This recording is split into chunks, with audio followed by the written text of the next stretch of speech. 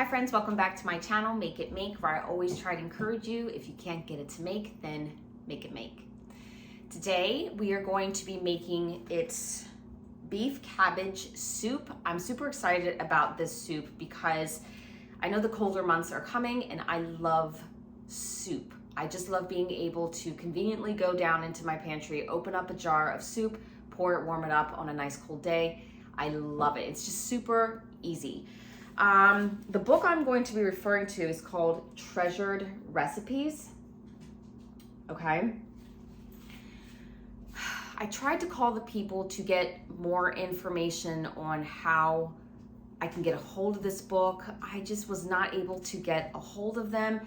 If you could find this book, it's called Treasured Recipes. This is what it looks like on the front. And on the back, it's a beautiful book. They have Psalm 23 on here, which is one of my favorite verses. And throughout the book, there are these beautiful poems in there as well. Just a bunch of little tidbits like quantities to serve 100 people, ways to use your leftovers. I mean, it's a really neat book. But the thing I really like about this book is that there's a lot of water bath recipes, a lot of like your Mennonite Amish, how they water bath low acid foods here. And one of them is the beef cabbage soup. So we're gonna be making that today. I am gonna alter the recipe just a little bit, but for the original true recipe, I'm gonna link that, or not link it, put it in the description. So make sure you look for that. All right, let's get started. So the recipe calls for 1 medium cabbage sliced thin. I'm assuming that this is medium size, so I'm just gonna go with that. I am gonna take off the top layer. See if the rabbit likes this. I am not that good at cutting cabbage, I've realized. I never know which knife to use. I know they've got slicers out there, but I'm old school. I'm just like, go at it with whatever I have. I'm definitely gonna cut out this core because we don't want that in our soup. I'm just gonna start slicing. The recipe says to cut it in thin slices. So I think I'm just gonna try to cut it thin, and then I'm just gonna go in half.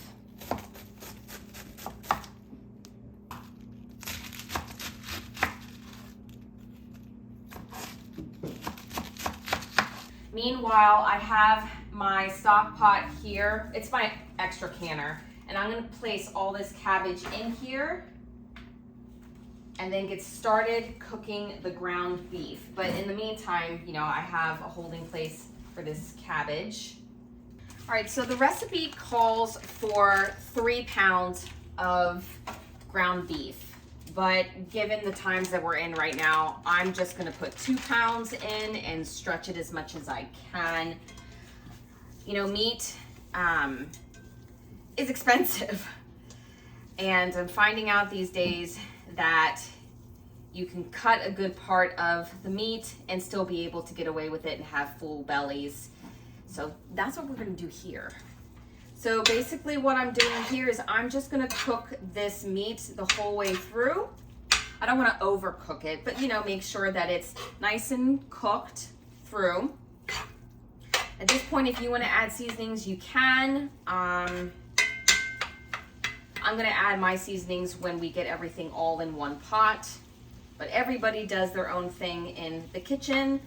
You are the maker of this soup ultimately, so definitely do what you like. Have fun when it comes to making your food.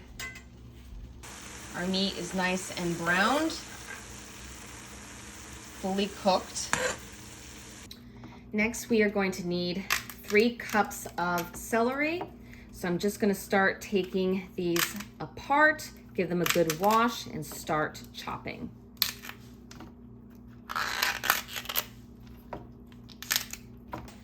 I'm just going to cut this up. So while I'm here at the cutting board, I'm also gonna cut up 3 cups of cooking onions for this soup as well. So I'll just get started with that.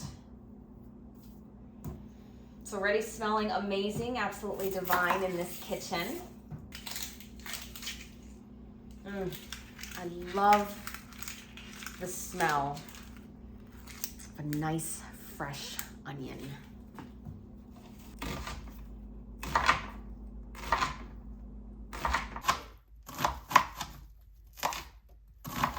I have so much on my mind today, and I completely forgot that as we were cooking our ground beef, I forgot to add the onions with the ground beef so that way they can be cooked and sauteed together. So I'm actually just sauteing my onions on the side now. But with this recipe, you can do either way, but it makes more sense to just saute the onions with the ground beef. All right, let's start the assembly here. We have all our cabbage in our pot here. I've added nothing else to it.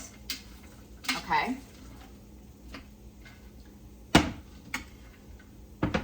This is my second canner because I knew this would be a big recipe. Next thing we're gonna do is add to our cabbage 1 quart of water.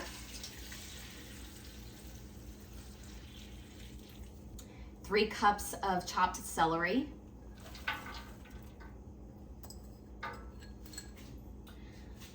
The sauteed onions.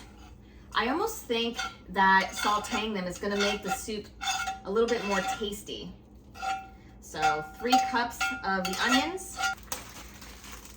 And I'm gonna add a bag that's 2 cups of grated carrots.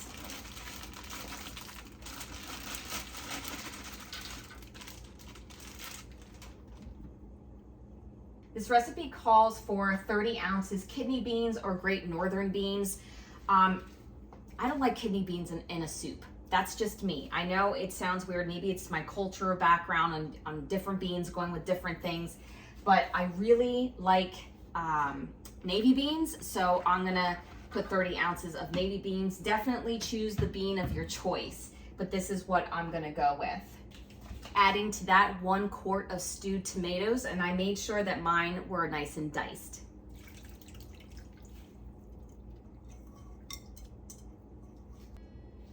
Two tablespoons of beef broth powder.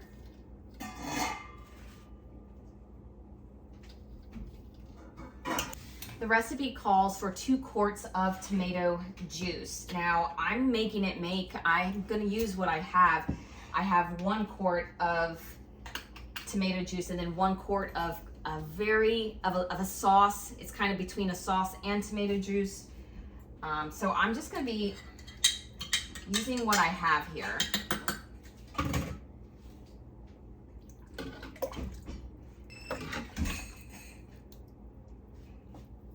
All right, now that everything is in the pot except for the ground beef, I'm gonna try to cook this down. And then once these vegetables are cooked down, then I'm gonna go ahead and add the ground beef. All right. So this cooked down really well. I'll make sure you guys get a close-up look at this, and as you're looking at it, all the cabbage has cooked down really nicely, and I think I have a little bit more to go. It looks like the cabbage isn't 100% cooked down, but it's getting there, and it's looking really good.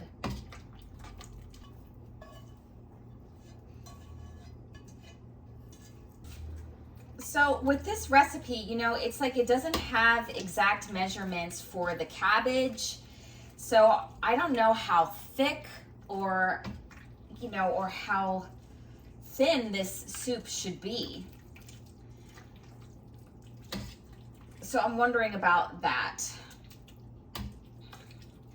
I guess I'll just go with the consistency that I know that my family and I would like. So I might add a little bit more water. The other thing is that I did add more of a tomato sauce instead of the tomato juice. So there's that I did. Again, the full recipe will be in the description. So I'm gonna add some salt. It says to add salt, pepper, and chili powder to taste.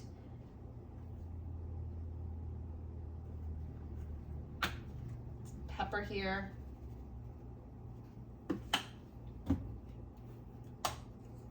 Chili powder. Start off with that. See how it tastes. I think I am gonna add just a little bit more water here. I don't want it to be a stew. Let me show you. There we go. I think this is nice.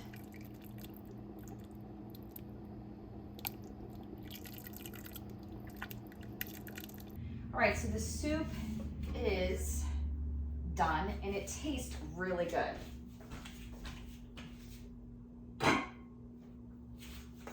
Keep in mind, this is considered an original canning recipe, what is also known as a rebel canning recipe. So this is considered non-USDA approved because we are going to be water bathing this and not putting it in the pressure canner. And I'm giving this 1-inch headspace. Thanks, Mom. You're welcome. You want more? No, thanks, Mom. Little house on the prairie. She's like, thanks, Mom. Bye. Gotta go fishing. Wipe the rim. I don't even have prepared today. Forgot my rings. Fingertip tight. So this is looking gorgeous. Look at that. I love it. Ah, it's hot. Okay.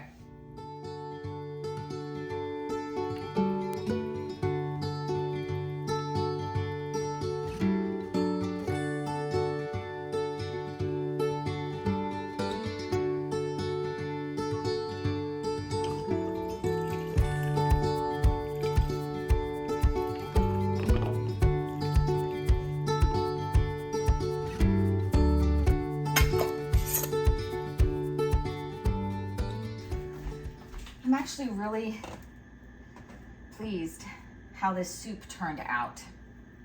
It's really, really tasty.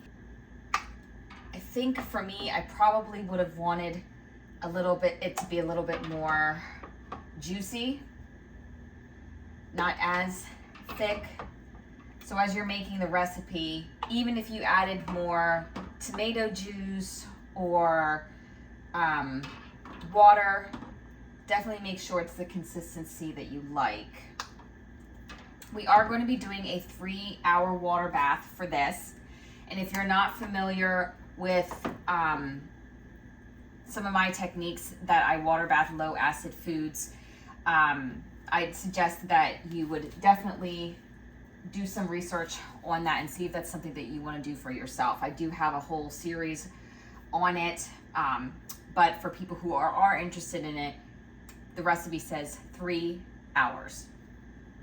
Put the lid on, and again, I'm not going to start my timer until I see this coming at a full rolling boil. That's when I'm going to start my time. Okay, we have about an hour left into our water bath here. I filled it once, so we are now going to fill it in a second time. And I always just keep a kettle close by. When I see the water starting to get a little bit low, I just fill up the kettle, wait until it's heated up, and then I just top it off again. And it doesn't even interfere with the boiling. It just kind of keeps steady, keep going. And that's how I top off my water bath. All right, so I went a little bit over 3 hours, like 3 hours and 10 minutes, just because I forgot about it. I let it sit and settle for a while, but it's still really hot. Let's see what we have here. Beautiful.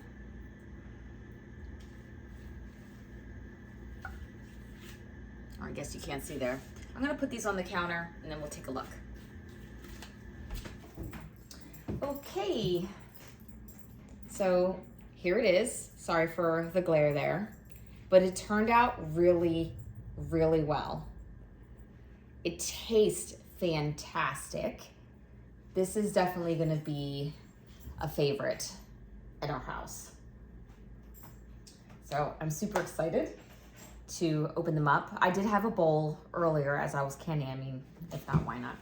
But if you decide to make this, let me know how it turned out for you. It's absolutely delicious, and I don't know, I'm super happy to have it in my pantry. Anyway, guys, thank you very much for watching, and as always, take care and God bless.